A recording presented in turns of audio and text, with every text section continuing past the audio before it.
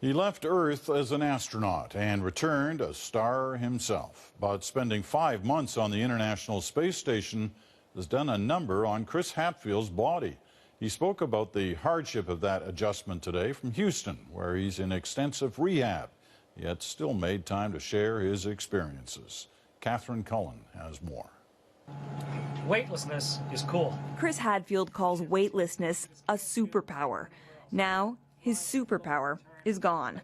Today, speaking from NASA's Johnson Space Center, he described what it feels like to reconnect with gravity. Right after I landed, I could feel the weight of my lips and tongue, and I had to change how I was talking. I hadn't realized I'd learned to talk with a weightless tongue.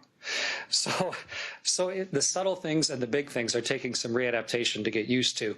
In fact, it will take weeks of physiotherapy to get back to normal. Hadfield is also undergoing tests to see how 5 months in space affected him. He says he is dizzy and sore, but improving. My crewmate, he and I are sort of tottering around like two old duffers in an old folks' home. Being back on Earth isn't all bad, of course. In space, Hadfield spoke of missing Earth's smells. Our first true sense of being home was a window full of the dirt of the earth and the smell of spring and the growing grasses in Kazakhstan wafting in through the open hatch. The Canadian Space Agency says it's had more than 200 requests to interview Hadfield. Hadfield suggests it's not him, but what he saw in space that has so many so interested. It's not just one thing. There's beautiful imagery.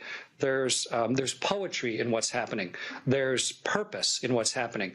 There's a beauty to it. There's hope in it. He was asked about millions of dollars in cuts to the Canadian Space Agency. Hadfield says the space business has always been uncertain.